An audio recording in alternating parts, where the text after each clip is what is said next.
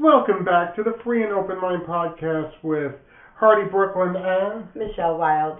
We'd like to thank Headshop.com for all your vaping needs and your rolling needs. Get them right there at Headshop.com. Today, we're going to continue the discussion as far as why are our boundaries being violated and why do we have a problem setting boundaries. And that really leads me to, who are you? And what you're doing.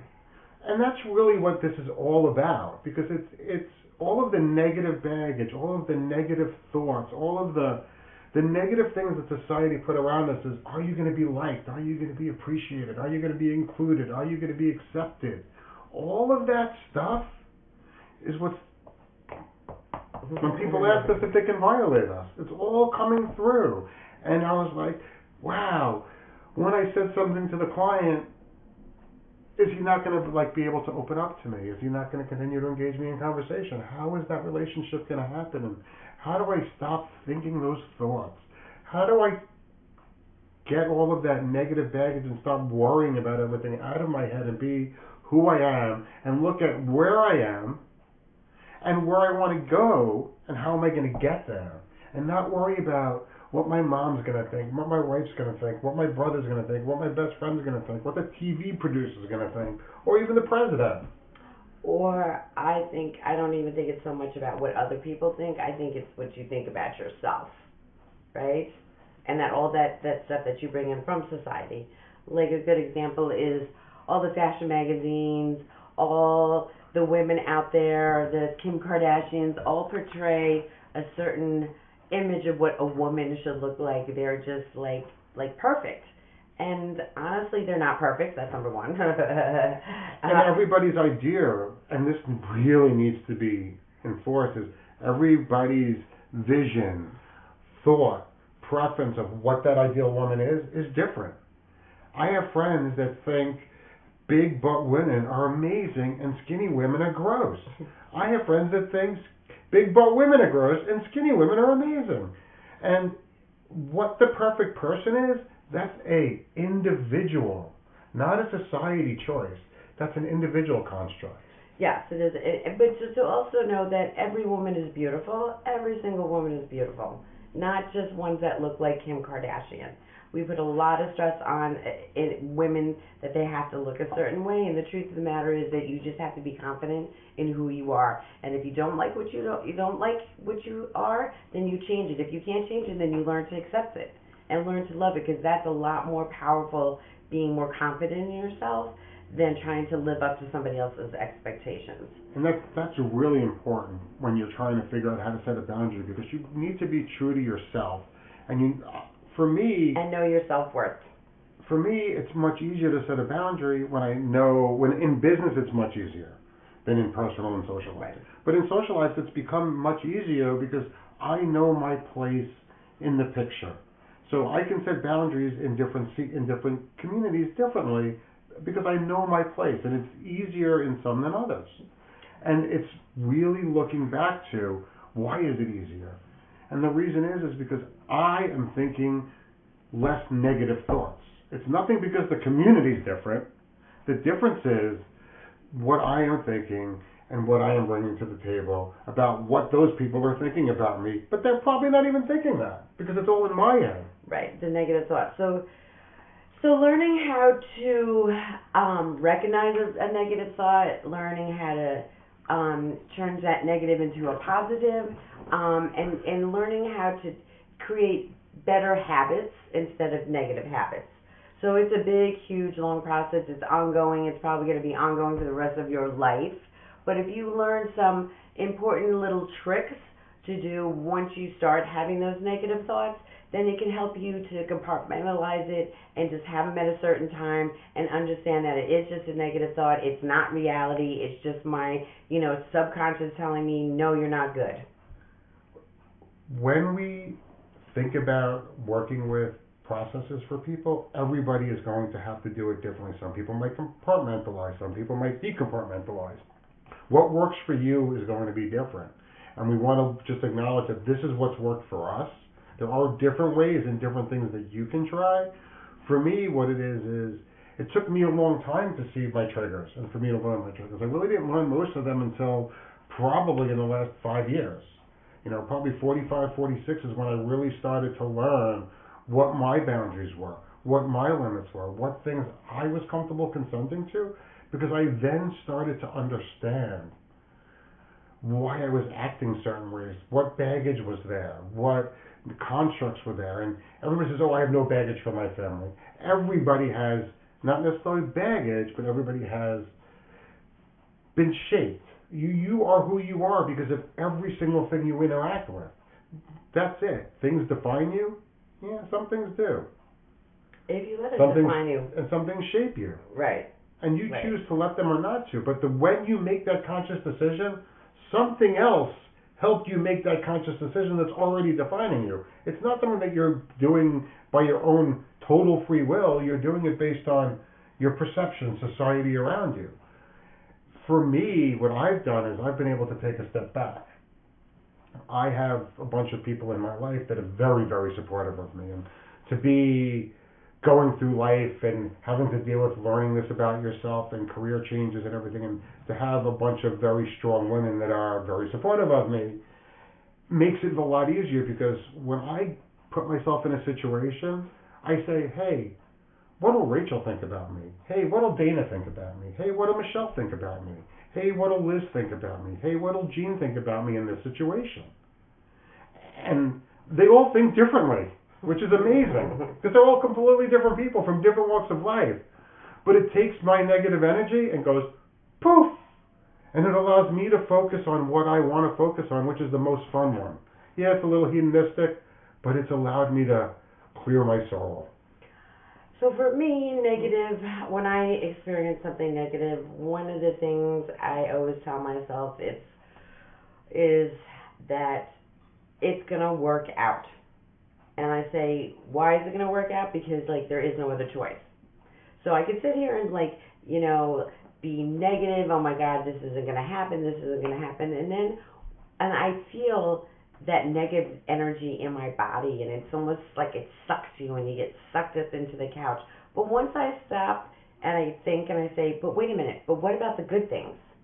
Let me think about 4 good things that are in my life right now, right? And I think about those things, and I'm like, and I say to myself, you know what? It is going to happen. This is going to happen. It might not happen exactly how I want it to, but it's a step in the right positive direction. Once I start thinking like that, my whole body changes.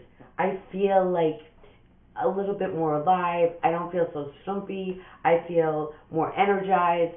And then I start to think, wow, this is really good. This is great. So I have these 4 things that are really positive in my life, and these 4 things are the things that are going to help me do that. So I just say to myself, you know why it's going to happen? Because it has to happen. There is no option. It's not like A or B. There's only A, and it's only forward. That's it. And it might not happen the way you envisioned it or the way you thought it was going to play out, because we're bringing our own thoughts, our own values, and our own constructs to everything. And for me, it always plays out completely different. Anyway, so all of this baggage that I've been bringing to myself and thinking about, it became so difficult because I was like, oh, this event is going to play out this way. And I was like, all right, let's see how this event plays out. And then I go to the show, and I meet the people, and I hang out with everybody, and we all talk, we chat, we party, we do things. And I'm like, oh, these people aren't going to be there. This person is going to be nasty to me, or if I dress this way, this person's not going to talk to me. And it didn't. None of those things ever happened. None of the stuff that I thought was going to happen happens. Some of the things I wish happened don't happen. Some of the things I don't want to happen. But I allow them to happen. Right. And I make choices. And I never say that somebody else made that choice for me. I don't say, hey, you made me do that. Nobody makes me do anything. And that's one thing that I've learned. And my wife has told me she can't make me do things. And you know what? She can't. I choose to do them. I choose to feel a certain way. It's a conscious choice that I am making. I am choosing to interact with the world around me and the people around me in a certain way. They have no effect on me. I am allowing them to. I am choosing to, because society has told you that you need to be liked, You need to be respected. You need to have all of these things by people that have different values than you, that have completely different values than you. I mean, I walk into my clients and their value systems completely blow my mind. I work with somebody that I know is definitely gay, won't admit it, single man, lives forever.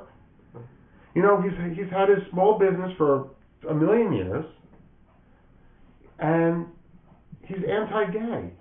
And why is he anti-gay? Because his mom was anti-gay. His mom told him that was wrong. He tells me how his mom would rap him with his ruler on his knuckles when he looked at pictures or said anything like that or made comments about those people on TV, those kind of people on TV. And now this is a man that never got to really live his life. And he's like 80 years old and he's dying, and he never got to experience what he truly deserved. Well, change is hard. Being negative and having that negative feeling, as screwed up as it is, becomes really comfortable. That feeling, that anxiety, that I'm not really living my true self, it almost makes you feel alive. You know, and you don't take that chance to sit and think like, wow, if you actually picture it, like if I came out of the closet and I were gay, what would my life look like? Instead of being like, oh, my mother would be upset. I'm sure his mother isn't alive anymore. Right. Okay. So he doesn't have to live up to her. But you think about the positive things, and like I said before, I always try to think of 4 positive things. And then once you envision that, like, and notice how your body feels and how you feel and how you start to daydream. And I daydream just like everybody else, and I daydream big. Like, I think crazy things. And when I first started doing that, I was like, you're never going to get that. And I'm like, I don't really think that's the point. I don't think it's the point whether I'm going to get it or not. The point is that I'm positive, and then I'm thinking real big. I'm not disappointed if I don't get that real big, because it's sort of like a fantasy thing, but it's just the direction I want to go. I can go like down that road and be like, oh, so negative, or I can be thinking like, wow, this could happen, I do this and this. Every single opportunity, I give it that positive energy, because you never know. You never know. And my wife constantly complains, is like, when you see something new that looks fun, you jump in like with 2 feet. You don't even look and see if there's a truck coming or they're going to empty the pool right before you jump in. But it allows me to experience so many things. And yeah, I get screwed. Yeah, I learn. But you know what? I don't really look at it as I get screwed. I look at it as, it didn't work out. I mean, that's how I look at it. It's like... I had a good time. Yeah. Or sometimes, you know what? Sometimes you don't have a good time. Right, and then you realize, but you know what? You realize, hey, I don't like that. And we don't do it again. But at least I got to experience it. And for so many people, they can't set a boundary with someone. And then what that does is it doesn't let them experience so much what life has to offer, where they're stuck in their little bubble, and they're so afraid, and they live life based on fear or based on anger. So a lot of things that I do in my life, and people are like, oh, how do you do that? How do you live your life the way that I live my life? Well, one is because I realized that me acting the way I act and dressing the way that I dress and doing what I do really doesn't have that many negative constructs, except for what people put on it. And being someone that goes out naked, goes out in a G-string, body painted, somebody that goes in crazy costumes, and a lot of times I am very scantily clad because of the costume, or overly clad, or I'm lighting up, or I'm reflective, or I'm shiny. It doesn't matter what I am. When I go out, I was with a group of people that's about 200 to 300, and a lot of those people did not accept me, even though they had known me for 20 years and all of these things. Oh, he's crazy. Hardy's just, Hardy, or like push him off to the corner. And there are some people still that won't put me in a picture. Like, we'll go out to a party and that person's camera has no pictures of me in it because I look different than what they expect. And it's not about, and then what do? Can I react to that? Why bother? It's not about me. Do I need to change to be in that person's picture? In my life, do I want to be me? Or we have to think about, are we going to bring the negativity and everybody else's perceptions in? I can make a decision to show up dressed normally as far as what they consider normal, which isn't even that normal, considered by other parts of society or other parts of society. So if I dressed in a way that was comfortable to this individual, I would be in their pictures. But what would that mean to me? Would that be something that I was settling for? Was that something that I was going to be comfortable around? And what would that benefit? Well, I also think that's crossing your boundary, right? It's allowing me to cross my boundary. Right. It's allowing me to have my self-worth right. be defined by someone else. And if I would have dressed normal, I don't get to bring all the hot chicks then. Because when I'm walking down the street dressed like a goofy man, guess what? I don't know, for some reason they want to see that. And it's kind of interesting that the benefits always outweigh the negativity in the future when you stay true to yourself. So we want to kind of like maybe give you a couple of different tools to help you with negative thinking, right? So one of the tools that works for me is sitting and reflecting about at least 4 good things in my life. It could be 4 good things in the room that you're sitting in. The other thing is you can take a certain amount of time, like 15, 20 minutes a day, to allow yourself to be negative. And sort of like deal with it and work it out, and that's it. That's all you get. What happens is, so if you're in the middle of the day and that's not the time to be negative, you say, and you start feeling negative, and you say to yourself, I'm going to think about this later. First of all, what happens is now all of a sudden you're conscious of it. Now all of a sudden you're like triggering your brain, like, oh wow. So every time it happens, you say, wow, this is a negative thought, and you reflect. Why am I thinking negative right now? Why is this happening right now to me? So, but I'm going to think about this later. And you develop a habit. You know, you develop a habit that you're consciously aware, and that's the whole thing. You have to be consciously aware of your negative thought, and then like have a reaction to it. How am I going to really deal with this?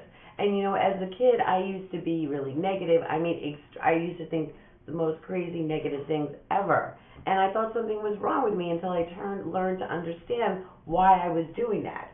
And now when I catch myself thinking those negative things, like I said, I just like stop. But that took a long time, a really long time to train myself. And you're never going to stop thinking negative things. You're just going to change your reaction to them. Totally agree. And I'm going to give you a little step that Captain Stewart gave me less than a year or 2 ago when we went sailing in the Long Island Sound with my kids to celebrate them coming home to visit. We were on the boat, and somebody on the boat started complaining about a medical ailment. And all of us human beings have medical ailments, and all of us have things wrong with us. Yeah. And as we get older, we have more things wrong with us. And we want to talk about those things with other people that have things wrong with them. So one of the things that he said that makes it very easy on the boat that they do is they set a rule. It's a verbally spoken rule that is repeated to every single new guest that comes on and every guest that comes on. And the rule is when you step on this boat, you are given 5 minutes to talk about your aches, your pains, and your medical, financial, whatever that backstory is. Boom. Everything else is to be a positive conversation about whatever. And he had a whole little story that I was a little too high to remember, but I really took to account the fact that it was like, listen, one thing that ends up draining and sucking us, right. Let's, instead of creating a silent rule in his head, because he couldn't police everyone around him, he created a verbal rule. And the way that you can start setting these boundaries, and the way that you can start setting your negative thought processes, is to do it with baby steps. Yeah. So maybe the first baby step is the negative thought processes. When you sit down to dinner, let's say your dinner is X amount long, we can only talk about 2 minutes or 3 minutes of bad things that happened that day. Everything else has to be positive. Or it can be, we only talk about 2 minutes of bad things and 2 minutes about medical crap. Or politics, or whatever it might be. We compliment each other. Everybody gives each other a compliment. Correct. Right? And we ask how our day was. Tell us one good, amazing thing that happened today to you. And we always start those things out. And those things, by creating those verbal, external signals, it then makes it easier to be aware of those other things that are happening in your crazy brains of us. At the same time, it gives us time for pause. So everything that we're talking about is trying to create a mindfulness process and a mindfulness thought process. Right. Where we're trying to bring it back and say, during the day, you need to basically take time for self-care. Because if you don't do self-care, you can't notice the negative energy. You can't set your boundaries. You can't think about what you're going to do at the gym. We don't want to be robots. We don't want to be people that are just going from A to B to C to D. We want to be people that are living our true selves. And when people come up to us, we're interacting with them in the best way possible for us and them. And we also want to look back and sit back at the decisions we're making and think about, why are we making those decisions? Are we making those decisions because of love, because they're getting us to a place we envision we want to go to? Or are we making those decisions because our wife said something, our mother said something, or somebody else has a preconceived notion, or everybody that has that job type is supposed to dress this way? Why are we making decisions in our life? And are they coming from negative places or positive places? And throughout our lives, we need to work at taking those decisions and taking the fear and the negativeness out of them. Because you don't know the reaction. You have a 50-50 chance. And why choose negative? Yeah, I have to say, I am also host Femdom events, and we have a lot of new guys that come in who come with these wild expectations of what's going to happen the first night. And once I talk to them and I explain to them that's not going to be happening, they get all really disappointed. And my first reaction to that is like, but you know what? You came to your first party, right? You actually came to your first party. You're actually talking to your first mistress in person, right? So you could look at it that way instead of, pat yourself on the back that, wow, I took that first step. That's a really good, positive thing to do, so right? Taking any first step that's positive and doesn't hurt anyone, doesn't hurt yourself, is always a really good first step. And we're going to kind of wrap it up here because I think this is a lot for you to grab and work on. And I would like everybody to, hopefully next time we'll talk about, how did it go by taking that first step in the next episode? What happens when you take the first step and it goes good? And or it doesn't. Right. And most of the time it's going to go good, and the problem is we don't know how to act when it goes good. Thank you, Headshop.com, for being a proud sponsor. This is Hardy Brooklyn. And Michelle Wild. With the Free and Open Mind Vcast. Who are you? And what should you be doing? Thank you. Thank you.